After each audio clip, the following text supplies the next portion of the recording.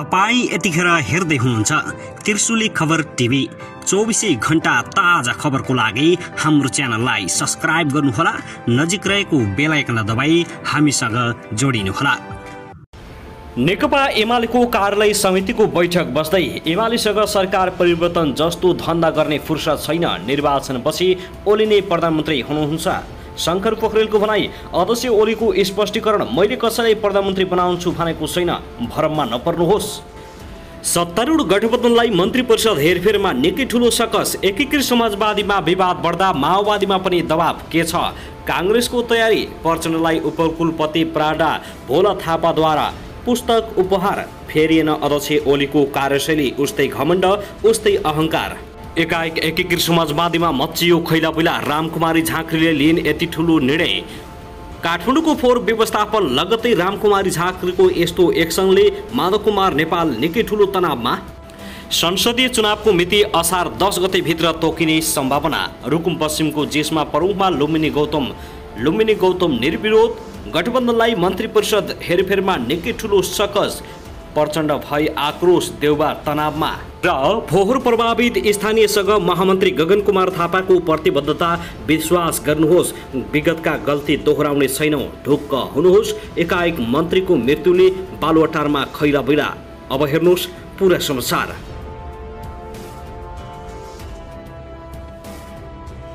दर्शक महानुभाव नमस्कार, तपाईहरुलाई हार्दिक स्वागत छ हाम्रो च्यानल त्रिशुली खबर टिभीमा।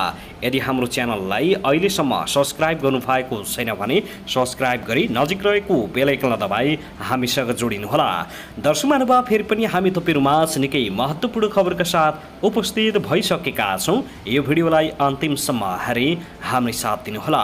दर्शकबिन, हाम्रो मेहनतको लागि एउटा सानो लाइक गरेर भने नभुल्नुहोला। कहाँदेखि हेर्दै हुनुहुन्छ, के भन्न चाहनुहुन्छ, तपाईको मनमा लागेका प्रतिक्रिया अवश्य पनि कमेन्ट गर्न नभुल्नुहोला। दर्शकबिन, के तपाईँ हाम्रो च्यानलमा नियमित श्रोता हुनुहुन्छ? यदि नियमित हुनुहुन्छ भने तल कमेन्ट बक्समा नियमित अथवा रेगुलर लेख्नुहोस्। यदि तपाईँ नयाँ हुनुहुन्छ भने सब्स्क्राइब गरी जोडिनुहोस्, ताकि नयाँ अपडेटका साथ हामी तपाईहरुमाझ दैनिक रूपमा उपस्थित हुने गर्दछौँ। हाम्रा अपडेटहरू तपाईहरूलाई के कस्तो लागिरहेका छन्, सल्लाह सुझाव प्रतिक्रिया अवश्य पनि कमेन्ट गर्न नभुल्नुहोला। दर्शक महानुभाव, आउनुहोस् अब पहिलो खबरतर्फ लागौँ। नेपाली काङ्ग्रेसका महामन्त्री गगन कुमार थापाले काठमाडौँ फोहोर थेग्न सक्ने अवस्थामा नरहेको बताएका छन्। शहरी विकास मन्त्रालयमा भएको ल्यान्डफिल साइड, बन्चरी डाँडा र सरकारवाला निकायहरू बीचको छलफलमा महामन्त्री थापाले यस्तो बताएका हुन्। काठमाडौँ उपत्यकामा जम्मा भएको फोहोर विसर्जन हुन नसक्दा जनस्वास्थ्यमा असर पर्न थालिसकेको भन्दै उनले विगतमा गरिएका गल्ती नदोहोऱ्याउने स्थानीयसँग प्रतिबद्धता जनाएका छन्। अहिलेको सरकारसँग र समस्या समाधान गर्न बनेको संयन्त्रसँग विश्वास गर्न पनि उनले स्थानीयहरूलाई आग्रह गरेका छन्। 170 पटक सम्झौता भएको छ। तपाईहरूलाई हामी देख्न साथ रिस पनि उठ्छ होला। यो हामीबाट नै भएको गल्ती हो, तर अब सहमति गर्नु नपर्ने गरिकन काम गर्छौँ। अनुगमन समिति बनाएर काम गर्छौँ, हामीलाई विश्वास गर्नुहोस्। महामन्त्री थापाले जग्गा अधिग्रहण गर्ने विषय सबैभन्दा महत्त्वपूर्ण भएकाले प्रधानमन्त्री देउबालाई यसबारे सबैले अनुरोध गर्नुपर्ने बताएका छन्। काठमाडौँमा यो वर्ष बनाउने भनिएका पूर्वाधार संरचनाहरू रोकेर भए पनि फोहोर व्यवस्थापन गर्न लाग्नुपर्ने उनको जोड रहेको छ।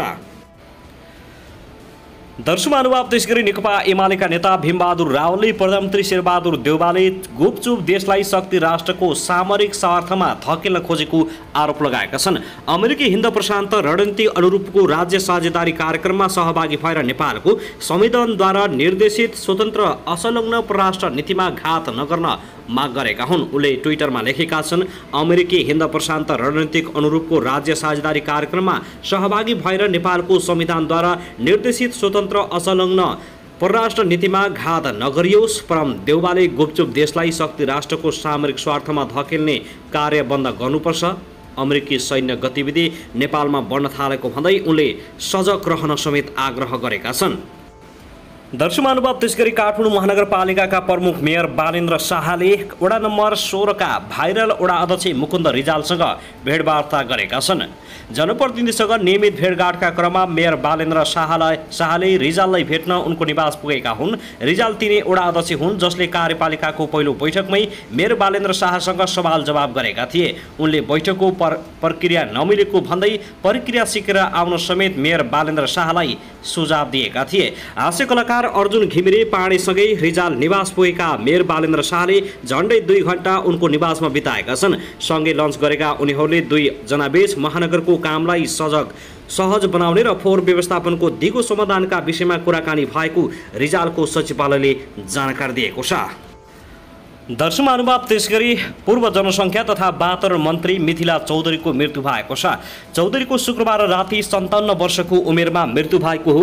क्यान्सरबाट पीडित चौधरीको भारतको नयाँ दिल्ली स्थित एम्स अस्पतालमा उपचारका क्रममा मृत्यु भएको उनकी छोरी रथ्या चौधरीले जानकारी दिएकी छिन्। प्रधानमन्त्री शेरबहादुर देउवाले 2074 साउन 11 गते विभिन्न 4 पार्टीबाट 19 नयाँ मन्त्री थप्दा मिथिला चौधरीले जनसङ्ख्या तथा वातावरण मन्त्रालयको जिम्मेवार पाएकी थिइन्। त्यसबेला चौधरी नेकपा संयुक्तको सांसद थिइन्। संविधान सभा 2070 को सभासद रहेकी चौधरी मन्त्री भएकै बेला नेकपा संयुक्त र नेकपा माओवादी केन्द्रबीच एकता भएको थियो। देउवाले मन्त्री परिषद पुनर्गठन गरी 64 सदस्यीय बनाएका थिए।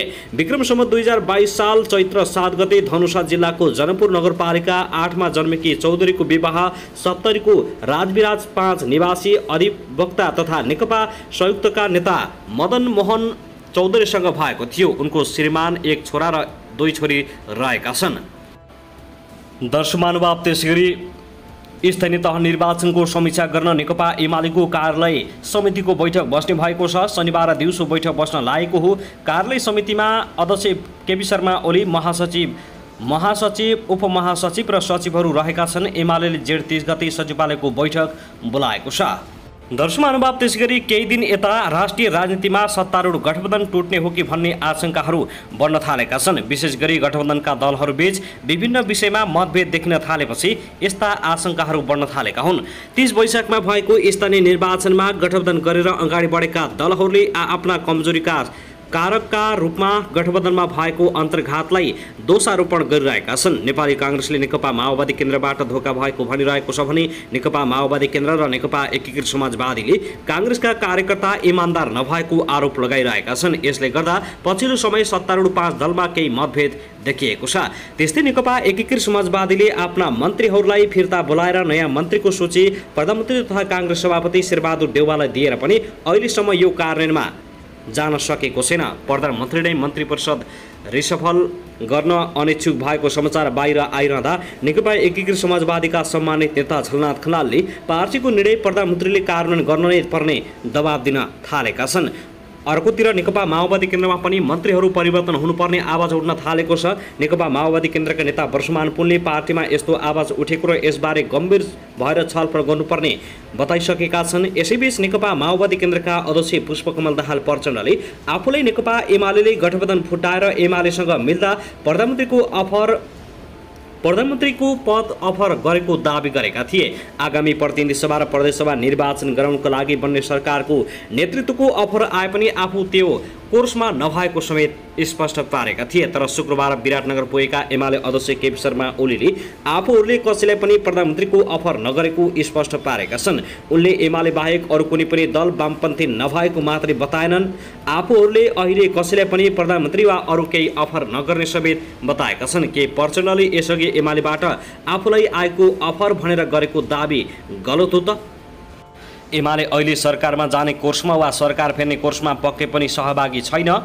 उनले भने हो वामपन्थी एकताका लागि पार्टीमा छलफल भएको हुन सक्छ, तर अहिले सरकारमा जाउँ र अरू कसैलाई प्रधानमन्त्री बन्नुहोस् भन्ने चरणमा नेकपा एमाले नभएको उनको भनाइ छ। यसो भन्दा भन्दै पनि उनले राजनीतिमा कुनै पनि पुरै असम्भव भनेर त्यसलाई पूर्ण रूपमा अस्वीकार गर्ने वा छलफलको विषय नै नहुने सोच्न नहुने बताएका छन्। तर राजनीतिका कोर्समा असम्भव लागेका कुराहरू नै सम्भव हुन सक्छन्। उनले भने पछिल्लो समय विभिन्न पार्टीका नेताहरूलाई केही अफर गएको पनि हुन सक्छ। त्यो चाहिँ पूर्ण रूपमा समय र परिस्थितिले निर्धारण गर्ने कुरा भयो उनले पछि भनेका छन्। एमालेले स्पष्ट रूपमा प्रधानमन्त्रीको अफर नगरेको भए पनि यसबारे औपचारिक रूपमा प्रस्ताव आएको खण्डमा पार्टीमा छलफल हुने सम्भावना रहेको नेकपा माओवादी केन्द्र नेता हरिबोल गजरुलले जानकारी दिएका छन्। छलफल नै नगर्ने भन्ने विषय होइन उनले भने, तर यसबारे एमालेबाट औपचारिक प्रस्ताव आएको छैन।